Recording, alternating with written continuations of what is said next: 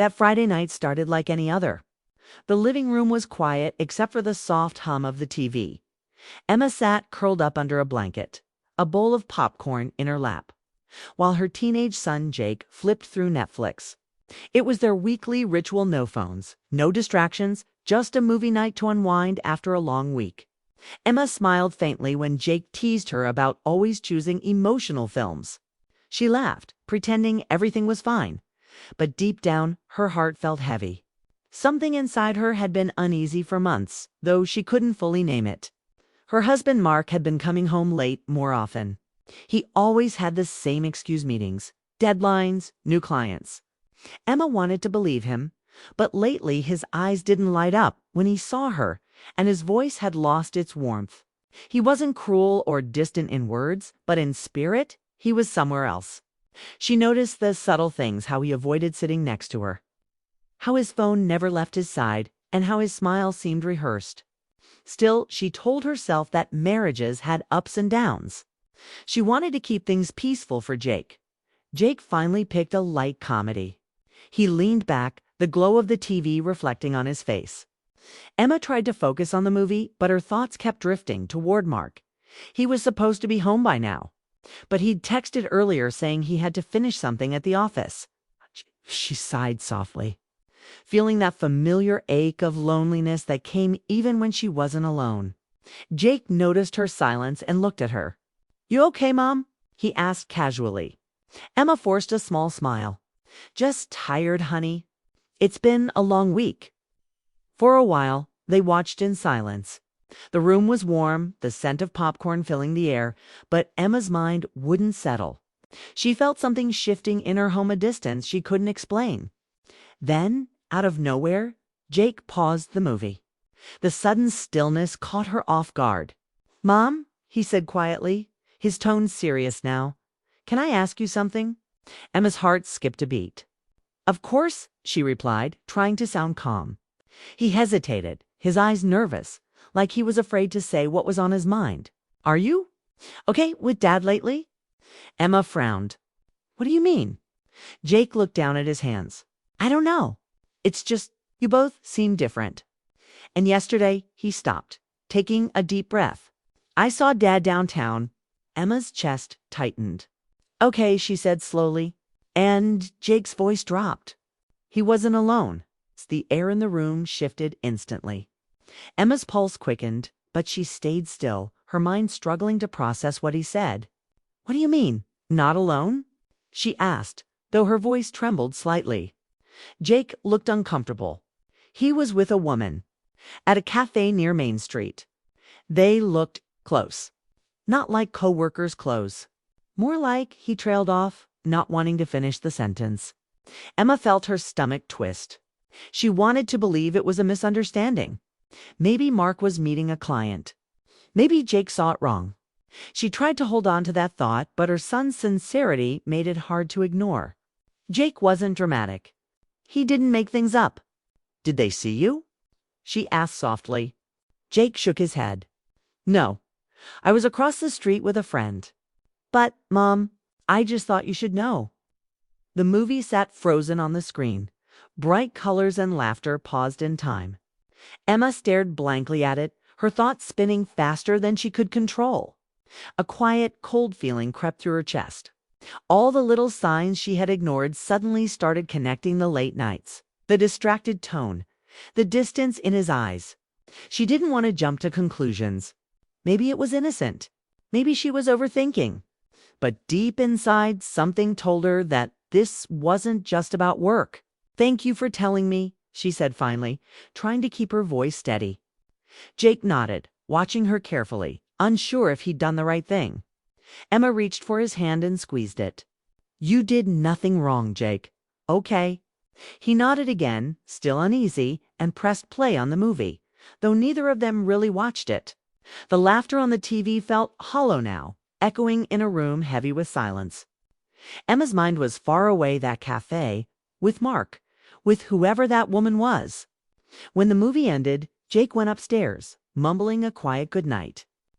Emma stayed on the couch, staring at the black TV screen, her reflection faintly visible. She felt a mix of anger, sadness, and confusion. For years, she had given everything her time, her patience, her love. And now there was a shadow over all of it. Still, she didn't cry. Not yet. She just sat there replaying her son's words. He wasn't alone. Simple but powerful. It was a sentence that could unravel a marriage. She thought about calling Mark, asking him directly, but stopped herself. If she confronted him now without proof, he could easily deny it. She needed to be sure. She needed to see for herself what had changed between them. As the clock ticked past midnight, she stood and turned off the TV. The house felt colder somehow, quieter. She walked to her bedroom, noticing that half the bed was still untouched. She lay down but didn't close her eyes. Her mind was too busy asking questions she wasn't ready to answer. Was she not enough? Had their love faded without her noticing? When did they stop being a team and start living as strangers under the same roof? She thought about Jake, how he must have felt seeing his father like that. It broke her heart. No child should ever have to carry that kind of secret. Hours later, when she finally drifted off, it was to the faint memory of laughter that no longer belonged to her present life. She dreamed of a time when Mark held her hand during movie nights, when his smile reached his eyes, when love didn't feel like something to question. But now, morning would come with a new reality, one she wasn't ready to face, but couldn't avoid anymore. The next day, she promised herself something. She wouldn't jump to conclusions. She would find out the truth no matter how much it hurt. And when she did, she would decide what came next. Not as a wife trying to hold on, but as a woman learning to stand tall again. That night had started as just another movie night. But it ended as the moment everything changed. The night after Jake's words, Emma hardly slept. Every time she closed her eyes, she saw Mark sitting in that cafe with another woman. The image haunted her, even though she hadn't actually seen it. She kept telling herself there must be a reasonable explanation, but deep down, her instincts whispered otherwise. When morning came, she looked exhausted. Her coffee sat untouched as she stared out the kitchen window, lost in thought. She had spent years building this life with Mark, believing they were a team. Now everything felt fragile. It's like a thin sheet of glass ready to break with one wrong move. By afternoon, Emma made a decision. She couldn't keep wondering. She needed answers. Her phone buzzed a message from Mark saying he had a late meeting again. Her heart sank, but she typed back calmly. "Can we have dinner tonight? Just the two of us. I think we need to talk." Within a few minutes, he replied, "Sure. Been meaning to talk to." Those last words made her chest tighten. What did he mean by that? Was he going to confess? Or worse, was he planning to leave? That evening, Emma dressed simply. She didn't want to look desperate, but she didn't want to look careless either. When Mark arrived home, she greeted him politely, her tone steady but distant. He seemed surprised by her calmness. They sat across from each other at the dinner table, the air heavy with unspoken tension. The clinking of silverware sounded louder than usual. For a few minutes, neither spoke. Then Emma set down her fork and looked at him directly. "Mark," she said softly, "Jake saw you yesterday." He froze, his hand stopping midair. "What?" "He saw you downtown," she continued, her voice even but firm. "With a woman. At a cafe." Mark blinked a few times, caught off guard. For a moment, he didn't answer, just stared at his plate. Then he let out a deep sigh, rubbing his forehead. "Emma, it's not what you think." Her heart pounded. "Then tell me what it is," she said. He hesitated, struggling to find words. "Her name is Claire. She's a colleague. We've been working on a big project. We had lunch, that's all." "Lunch?" Emma asked quietly.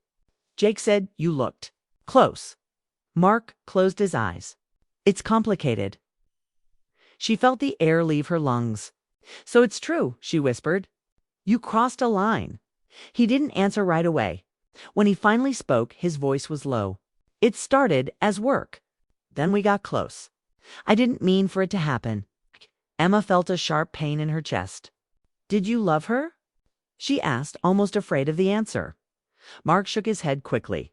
No, it wasn't love. It was a mistake. I was stupid, and I hate myself for it. But those words, no matter how remorseful, couldn't erase the betrayal. For years, Emma had believed their love was unshakable. Now she realized how quietly things could fall apart. She stood up, unable to sit still. You had a choice, Mark. You could have talked to me. You could have told me you were unhappy. Instead, you let someone else fill that space. He got up to reaching for her hand, but she stepped back. Emma, please. I was lost. Work was stressful, and we were barely talking. I felt like I was disappearing. Claire just listened. Emma looked at him with tears in her eyes. So while I was here holding our family together, you found comfort somewhere else. He didn't respond. The silence said enough. That night, she didn't cry in front of him. She didn't yell or break things. She simply walked away and went upstairs, leaving him standing in the kitchen with guilt written all over his face. When she reached her bedroom, she closed the door gently, sat on the bed, and finally allowed herself to breathe. Her hands were shaking. The house that once felt warm and safe now felt foreign, filled with invisible cracks. She could hear Mark pacing downstairs, probably trying to figure out what to say next. But Emma didn't want words. She wanted truth, and now she had it. She sat in silence for a long time, replaying their years together. She remembered their first date, how nervous he'd been. The way he proposed under a rain-soaked umbrella, laughing because he dropped the ring. The nights they stayed up talking about their future. And now, here they were, two people who had loved deeply once but somehow lost their way. The next morning, Mark tried to talk before leaving for work. Emma, please, we can fix this, he said. She looked at him steadily. I don't know if I can trust you again. He nodded, defeated. I'll do whatever it takes, said nothing more. After he left, Emma sat at the kitchen table with her coffee, staring at her wedding ring. She didn't take it off, but she touched it thoughtfully. She didn't know what the future held. She just knew she needed time to think, to breathe, to heal. That day, Jake came home from school and noticed how quiet she was. Did you talk to Dad? He asked carefully. Emma nodded. Yes. Was it true? She hesitated, then said, yes, but it's not your fault. You did the right thing. Jake's eyes filled with guilt. I didn't want to hurt anyone. She reached out, holding his hand. You didn't. You just showed me what I needed to see. As the sun set that evening, Emma stood by the window, watching the golden light fade. She wasn't sure what tomorrow would bring, but she knew one thing: she couldn't go back to pretending everything was fine. That night, she lay in bed, staring at the ceiling. Mark slept in the guest room, and the distance between them felt endless. Still, beneath the pain, there was a strange kind of calm. The truth was out. The pretending was over. For the first time in a long time, Emma felt in control of her own story. She didn't know whether forgiveness or separation lay ahead, but she knew she would make the choice on her own terms. As she drifted to sleep, she whispered to herself, I'll get through this. Outside, the world moved on. The city lights blinked, cars passed by, life continued. And somewhere deep inside, Emma realized this wasn't the end of her story. It was just the moment she stopped living in the shadows and started facing the truth. Head dash on dot, the days after the confession felt long and heavy. The air inside the house was thick with silence. Emma went about her routine, making breakfast, packing lunches, going to work, but everything felt distant, mechanical. Mark moved quietly, careful not to upset her. And Jake tried his best to act normal, though his eyes often flickered with worry. The house that once held laughter and warmth now carried an invisible wall between every room. At first, Emma thought time would dull the pain, but instead it deepened. Every time she looked at Mark, memories collided, both the beautiful and the broken. She remembered their wedding dance, their first home, and how excited he'd been when Jake was born. Now all of it felt like someone else's story. At night, she lay awake listening to the faint creak of the guest room floor where Mark slept. Sometimes she heard him moving restlessly, and she wondered if guilt kept him up too. One evening, while folding laundry in the quiet living room, Emma came across one of Mark's sweaters. the dark gray one he always wore when they used to take walks in the park. For a moment, she froze, holding it close. The faint scent of his cologne hit her like a wave, and suddenly, the tears she had held back for weeks finally fell. She sat down on the couch, burying her face in the fabric, letting herself cry.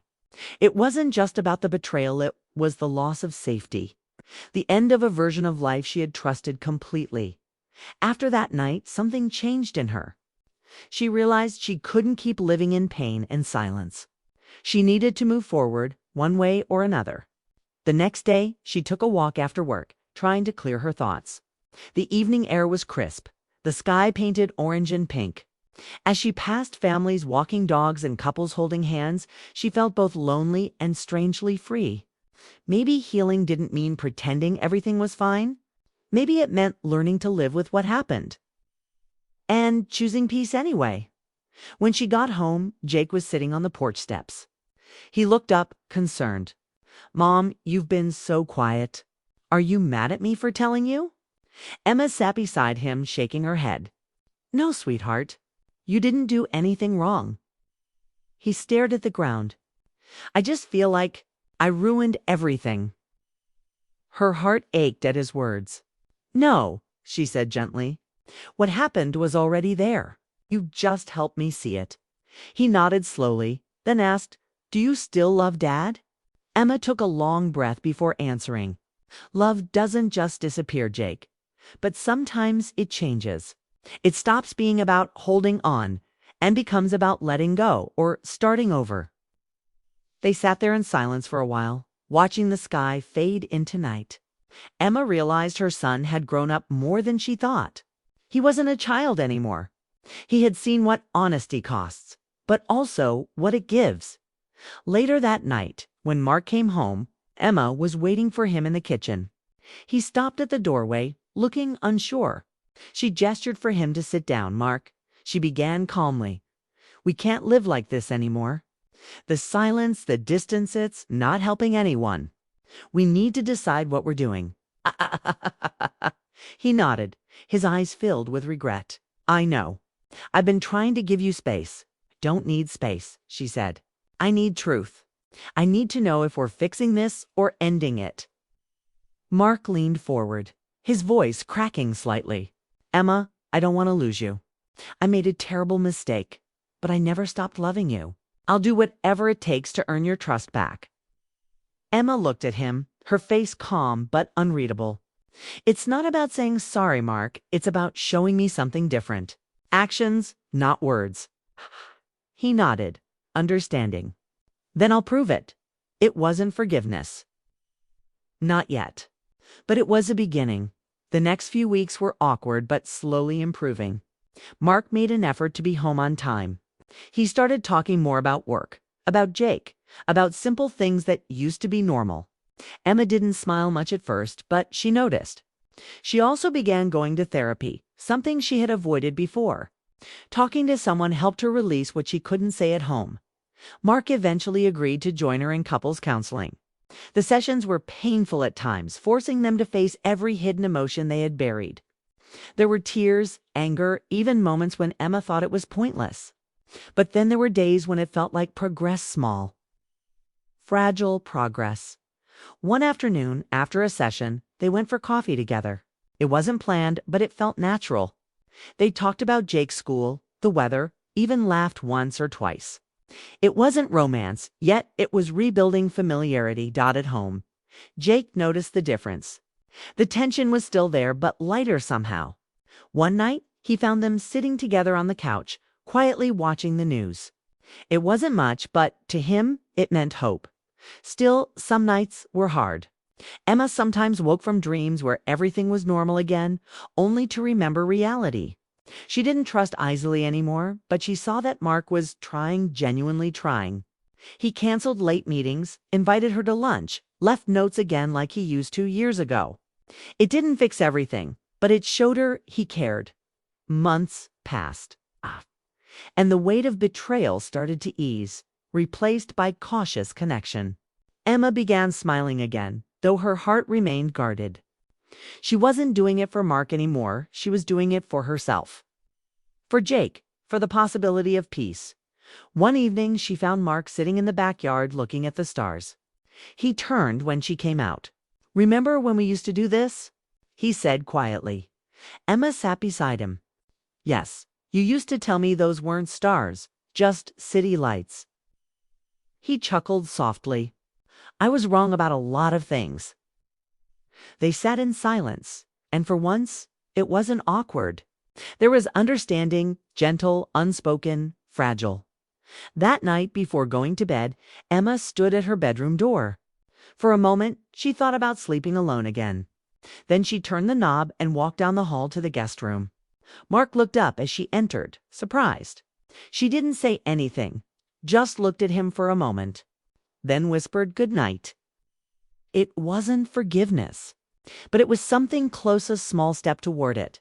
In the following days, they began rebuilding small routines, breakfasts together, weekend walks, little jokes about old times. Jake's laughter returned, filling the spaces that had felt empty for so long. Emma knew they would never go back to how things were. But maybe, just maybe, they could create something new, something honest. She didn't forget what happened, but she stopped letting it control every thought.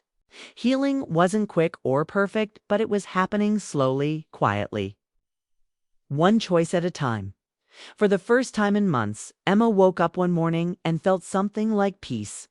Not because everything was fixed, but because she finally believed she could be okay no matter what the future brought.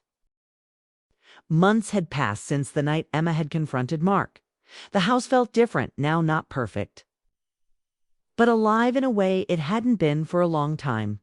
The silence that had hung over every room was gone, replaced with small conversations, soft laughter, and quiet moments that reminded Emma of what they had once shared. Healing had been slow and uneven. Some days, the past felt heavy, pressing down on her chest. Other days, hope flickered in the corners, tiny but persistent. She learned that recovery wasn't a straight line, it was a series of steps, forward and backward, each one teaching her something new. Emma noticed the change first in herself. She no longer woke in the middle of the night with her heart racing at the thought of Mark and Claire. She no longer felt a constant knot of anger in her stomach. Instead, she felt cautious optimism. She could smile without forcing it, laugh without guilt, and let her mind wander without it immediately returning to betrayal. Mark, too, had changed. He was present, not just physically, but emotionally. He listened when she spoke, made an effort to connect, and sometimes simply held her hand in silence. Actions, not words, had started to rebuild trust. Jake noticed it too. The tension that had filled their home was replaced with normalcy, small as it was. Dinner conversations became livelier, and the occasional joke made all three of them laugh until their sides ached. One Friday night, they sat together on the couch just as they had before the betrayal came to light. Popcorn in hand, blankets draped around them, they scrolled through Netflix. The living room light glowed softly, creating a warm bubble of comfort. Halfway through the movie, Jake nudged Emma and whispered, "Remember last time we watched a movie like this?" Emma smiled softly, recalling the night he had told her about seeing Mark with another woman. That memory still stung, but it no longer consumed her. She answered gently, "How could I forget?" Mark reached over and took her hand, lightly at first. Emma didn't pull away. Instead, she allowed herself to feel the connection again, the familiar warmth and the unspoken promise that they were working to rebuild what had been broken. The gesture wasn't dramatic, but it spoke volumes. Trust wasn't restored in a single act, but in these quiet, consistent moments. The family continued to grow closer over the following weeks. They found a rhythm that had been missing for months. Mark made a habit of sharing small parts of his day with Emma, showing interest in her work and listening without distraction. They laughed about things that had seemed trivial before, but which now carried the joy of togetherness. Jake, seeing both his parents actively trying to reconnect, began to relax. He smiled more freely and felt secure again, realizing that families could endure even the hardest challenges when honesty and effort were present. Emma herself embraced life with renewed strength. She started spending more time on her own hobbies, reconnecting with friends, and finding moments of solitude that reminded her she could be happy independently. But happiness didn't mean closing the door on Marquette, meant acknowledging the pain of the past, while choosing to nurture the present. She found that love could take new forms, gentler and deeper, shaped by both endurance and forgiveness. Mark, too, learned to demonstrate his commitment daily. He canceled late-night meetings without complaint, planned small surprises for Emma, and consistently showed accountability. He didn't expect immediate forgiveness or trust, and he respected Emma's need for space when it felt necessary. Their conversations, once stiff and awkward, became honest exchanges where both could express fear, doubt, and hope. With time, those talks no longer ended in tension but in understanding. One evening, Emma found herself standing in the backyard, watching the sunset paint the sky with soft pinks and oranges. Mark joined her silently, bringing 2 cups of tea. They stood side by side, sharing the warmth without speaking. The silence felt comforting, not oppressive. "It's beautiful," Emma murmured, more to herself than to him. Mark nodded, his hand brushing against hers. "It is, and we're still here, together." She turned to him, and for a moment, words weren't necessary. They had survived the worst of it, and though the scars remained, there were no longer obstacles but reminders of their resilience. Healing didn't mean forgetting. It meant moving forward with awareness, care, and commitment. Soon, small milestones marked their progress. Family dinners became an unspoken tradition again, not out of obligation but out of genuine connection. Movie nights were full of laughter, casual teasing, and shared stories. Emma noticed herself laughing at Mark's jokes without restraint, feeling genuine warmth. It wasn't that the past had vanished, it was that they had learned to live with it, not let it dominate their lives. One Friday night, Emma, Mark, and Jake sat on the couch as the familiar Netflix glow filled the room. Jake leaned against Emma and whispered, "I'm glad we're back like this." Emma smiled, holding him close. "Me too, sweetheart." "Me too." Mark reached for her hand, this time with a subtle but certain pressure. She didn't hesitate. Instead, she intertwined her fingers with his. It was a simple gesture, but it carried a powerful message. Trust could be rebuilt, and love could be renewed, even after betrayal. Later that night, when Jake had gone to bed, Emma and Mark sat quietly together in the living room. No words were necessary. The closeness between them spoke volumes. The hard conversations, the tears, and the counseling sessions had led them to this moment. It wasn't perfect, and they knew the road ahead would still have challenges. But the foundation was strong, built on honesty, effort, and commitment. Emma realized that life didn't have to be about restoring the past exactly as it was. Healing meant creating something new, something shaped by awareness and a choice to care deeply. Even when the heart had been broken, she looked at Mark and saw someone who had faltered but was willing to grow, willing to repair what had been damaged. And in that willingness, she found hope. The next morning, the family awoke to a quiet sun filtering through the curtains. Breakfast was lighthearted, filled with chatter and smiles. Jake laughed at something Mark said, and Emma felt her chest lift with relief. Their lives were not erased by the betrayal. They were continuing, shaped now by resilience and renewed bonds. By evening, the family was back on the couch for their weekly movie night. Popcorn was passed around, blankets draped loosely over shoulders, and the room glowed with warmth. Emma glanced at Mark and Jake, and for the first time in months, she felt truly content. The past hadn't disappeared, but it no longer held power over them. As the credits rolled on the movie, Jake nudged her gently and whispered, "I think we're okay now." Emma nodded, smiling softly. "Yes, we are." Mark reached over again, lightly brushing her hand. She didn't pull away. Together, they faced the future not as strangers or broken pieces, but as a family that had endured, learned, and chosen to continue. The trust they had rebuilt was fragile, but real, and the love they nurtured was quiet, steady, and honest. Emma realized that the journey of healing wasn't about erasing pain, it was about growing stronger through it, finding beauty in resilience, and cherishing every small moment of connection. She leaned back, watching the soft light of the TV play across their faces, feeling a peace that had been long absent. They weren't the same as before, but they were better aware, present and committed to one another. For the first time in a long while, Emma whispered to herself, "We're not who we were. And that's okay." It's where she truly meant it. The family had survived the storm, and now they were learning to thrive in its aftermath.